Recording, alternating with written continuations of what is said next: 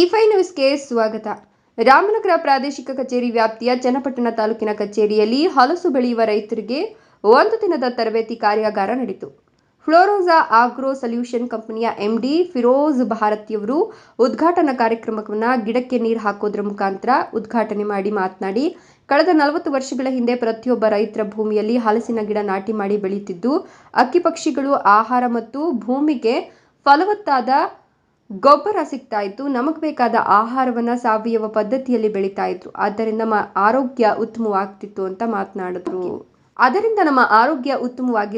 ಹೇಳಿದ್ರು. ಸಂಪನ್ಮೂಲ ವ್ಯಕ್ತಿಯಾಗಿ ಆಗಮಿಸಿ ಮಾತನಾಡಿದ ಕೇಂದ್ರ ಕಚೇರಿಯ ಮ್ಯಾನೇಜರ್ ಅನಿಲ್, ರೈತರು 1 ಎಕರೆಗೆ ಸುಮಾರು 300 ಗಿಡಗಳನ್ನು ನಾಟಿ ಮಾಡಿ, ಗಿಡದಿಂದ ಗಿಡಕ್ಕೆ 10 ಅಡಿ ಸಾಲಿನಿಂದ ಸಾಲಿಗೆ 15 ಅಡಿ ಅಂತರದಲ್ಲಿ ನಾಟಿ ಮಾಡಿ, ಇದರ ಮಧ್ಯದಲ್ಲಿ ಯಾವುದೇ ಬೆಳೆಯನ್ನು 2 ವರ್ಷದ ತನಕ ಬೆಳೆಯಬಹುದು ಮತ್ತು ನಮ್ಮ ಕಂಪನಿಯಿಂದ 30 ವರ್ಷಗಳ ತನಕ ಅಗ್ರಿಮೆಂಟ್ ಮಾಡಿಕೊಂಡು ಹಲಸಿನಕಾಯಿಯನ್ನು 1 ಕೆಜಿಗೆ 30 ರೂಪಾಯಿಗಳಂತೆ ಖರೀದಿ ಮಾಡ್ತೇವೆ ಮತ್ತು ಇದನ್ನು ರೈತರು ಸದುಪಯೋಗ ಪಡಿಸಿಕೊಳ್ಳಬೇಕು ಅಂತ ಹೇಳಿದ್ರು.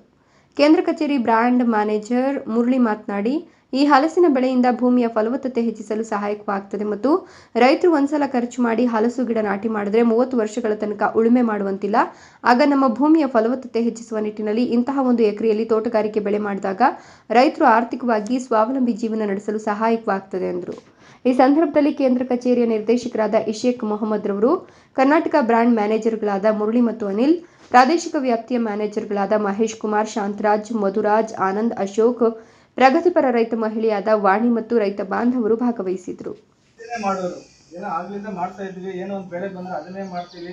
ಇದೇ ತರ ಮೆಂಟಾಲಿಟಿ ಇರೋರು 80% ಆದ್ರೆ ಇಲ್ಲಿ 20% ಇರ್ತಾರೆ. ಏನಾದ್ರೂ ಒಂದು ಹೊಸದು ಮಾಡೋಣ, ಹೊಸದು ಚಾಲೆಂಜಿಂಗ್ ಅಂತ ತಗೊಳ್ಳೋಣ ಅಂತ ಒಂದು ನಿರ್ಧಾರ ಮಾಡೋ ರೈತರು ಇದ್ದಾರೆ. ಆ 20% ರೈತರು ನೀವೇ ಅಂತ ಹೇಳೋದಕ್ಕೆ ತುಂಬಾ ಹೃದಯಪೂರ್ವಕ ಧನ್ಯವಾದ ಹೇಳ್ತೀನಿ. ನಿಮ್ಗೊಂದು ಜೋರಾದ ಚಪ್ಪಾಳೆ.